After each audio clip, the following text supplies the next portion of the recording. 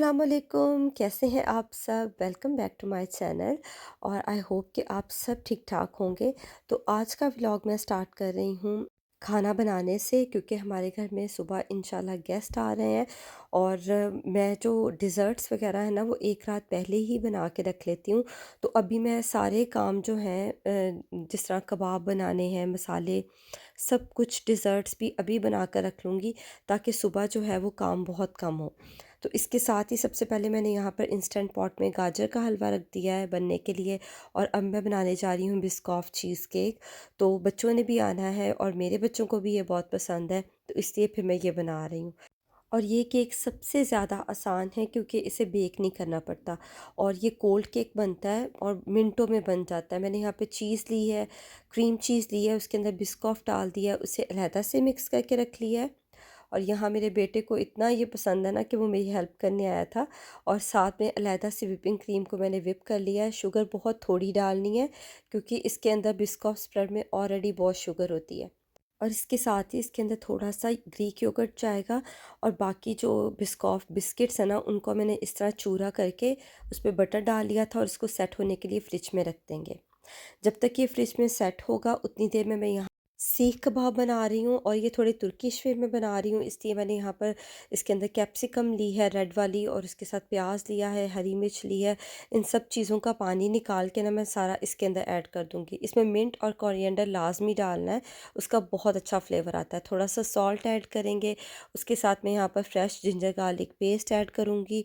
और फिर इन सब चीज़ों को डाल के इसमें थोड़ा-सा मैंने ज़ीरा पाउडर भी डाला है, इनको मिक्स करेंगे।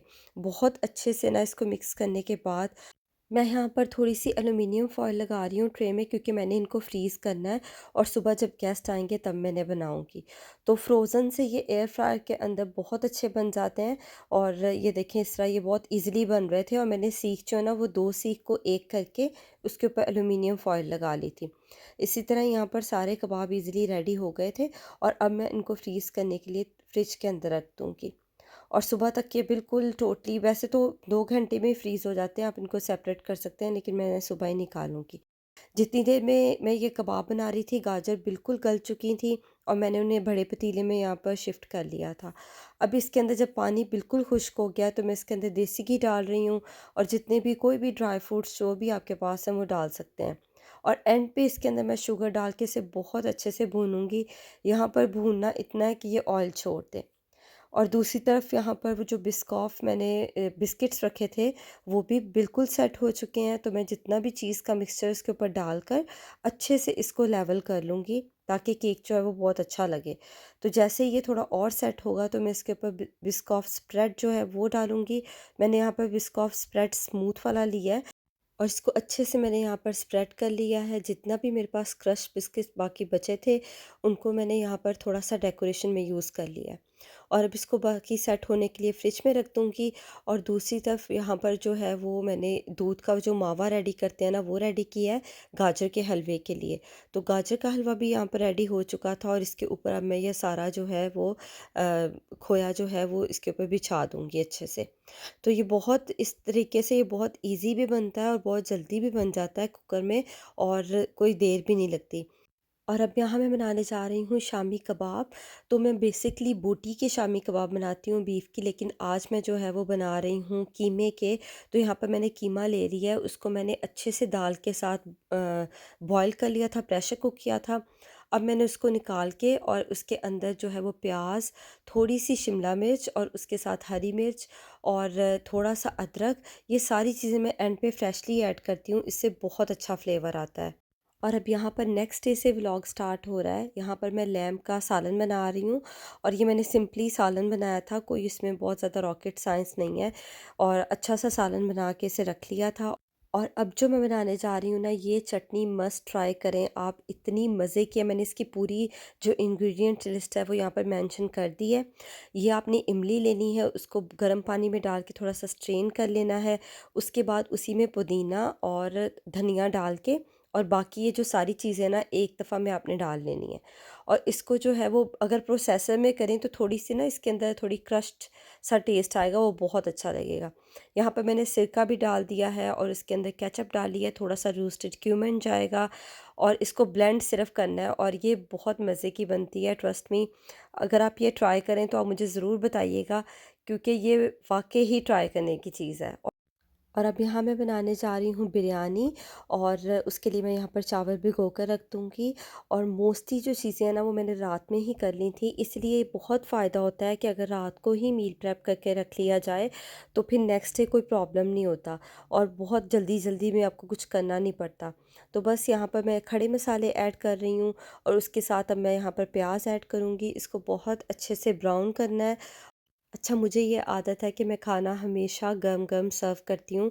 कभी भी मैंने पहले से खाना बनाकर नहीं रखा होता, क्योंकि मुझे ये होता है कि जो आप गरम-गरम खाना सर्व करते हो ना, उसका टेस्ट ही कुछ और होता है, उसका फ्लेवर बहुत डिफरेंट होता है। और कुछ भी पहले से अभी मैं बिरयानी मैंने तब स्टार्ट की है जब गेस्ट आने वाले हैं, बिल्कुल करीब हैं। और चिकन भी मैं तभी रखती हूँ जब बहुत ज़्यादा गेस्ट जो हैं वो मतलब बेक होने के लिए, जब गेस्ट जो हैं वो बिल्कुल करीब हों, ताकि इधर से निकाला और उधर से सर्व कर दिया।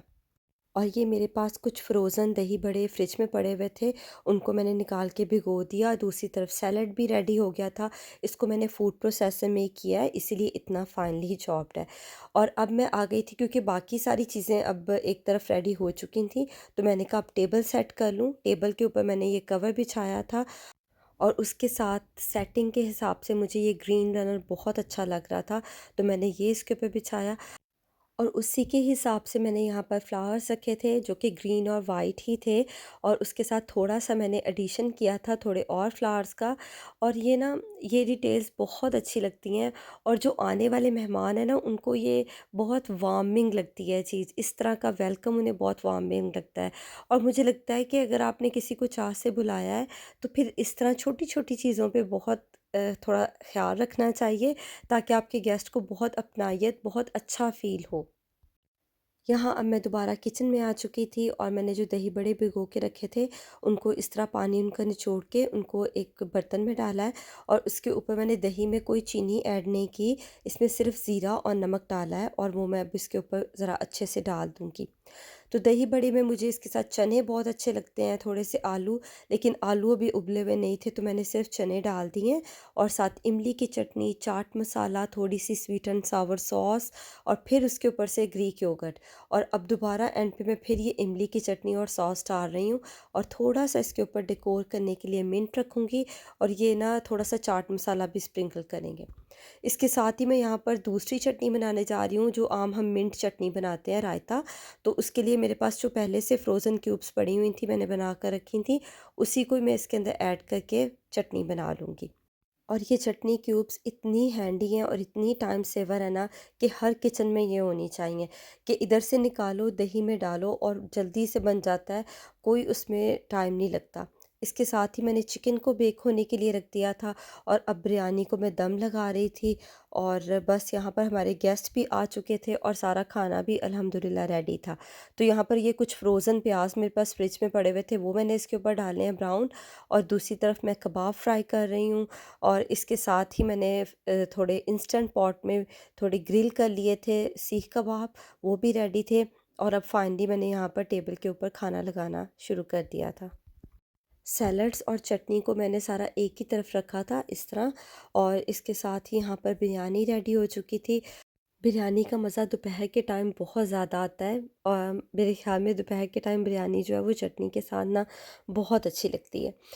और अब यहाँ पर मैं सब चीज़ों की सर्विंग ही कर रही थी और इनको डिशेस वगैरह में डिश आउट करके रख रही थी, क्योंकि बिल्कुल सब कुछ अल्हम्दुलिल्लाह एट अ टाइम सब कुछ रेडी था। तो बस यहाँ पर सालन भी डाल लिया था, बाकी भी सब चीज़ रेडी थी और हर चीज़ यहाँ पर जो है वो टेबल पे मैंने अब रख दी थी। और जो डिज़र्ट है ना वो मैं हमेशा एंड पे सर्व करती हूँ। बिल्कुल खाने के साथ नहीं रखती, क्योंकि हमारे बच्चे जो हैं वो भी छोटे हैं, तो वो फिर उसी वक्त ही मांगते हैं। और ना ही ड्रिंक्स वगैरह भी मैं उसी वक्त सर्व नहीं करती, क्योंकि फिर अगर उन्हीं के साथ ही सब कुछ सर्व कर दें तो फिर बच्चे कहते हैं कि हमें अभी जो है वो सिर्फ ड्रिंक्स ही दो, और वो ड्रिंक्स पी के पेट भर लेते हैं। तो इसलिए हमेशा मैं बाद में डिज़र्ट्स, ड्रिंक्स, ये चीज़ें थोड़ी देर ठहर के ही सर्व करती हूँ। जितनी देर मेहमान खाना खा रहे थे तो मैंने कहा कि जल्दी से ट्राइफ़ल बना लूँ। और यहाँ पे मैंने बना बनाया रेडीमेड कस्टर्ड लिया है। उसी के अंदर मैंने थोड़ा-सा यहाँ पे कॉकटेल ऐड कर दिया है, और यहाँ पर थोड़ा-सा मेरे पास स्विस रोल था वो ले लिया है। और अब इसके ऊपर मैं दूसरा कस्टर्ड डाल दूँगी। यहाँ पर ये ट्राइफ़ल बनाना तो बहुत ज़्यादा ईज़ी है कि बस सब चीज़ें निकालो, डालो और दैट्स इट, रेडी हो जाएगा। इसके साथ ही मैंने यहाँ पर केक निकाला जो कि रात में बना कर रखा था, और ये परफेक्टली बिल्कुल सही से जम चुका था अपनी जगह पे ना, और इस तरह का लग रहा था। और अब डिज़र्ट्स को सर्व करने की बारी थी, तो मैंने यहाँ पर डिज़र्ट्स को सर्व किया, और इसके साथ ही गाजर का हलवा और ट्राइफ़ल भी रखा। तो यहाँ पर मैं बच्चों को डाल के दे रही थी। मैंने सोचा था कि जब सब सर्व कर दूँगी तो एंड पे यहाँ पर कस्टर्ड के ऊपर जो है वो थोड़ी व्हिपिंग क्रीम डाल दूँगी, थोड़ा-सा डेकोरेट हो जाएगा। लेकिन वो व्हिपिंग क्रीम को बहुत ज़्यादा मैंने शेक भी किया, वो नहीं चली। खैर, आज का व्लॉग यहीं तक था। मुझे दीजिए इजाज़त, दुआओं में रखिएगा याद। मिलती हूँ आपको किसी और व्लॉग में। अल्लाह हाफ़िज़।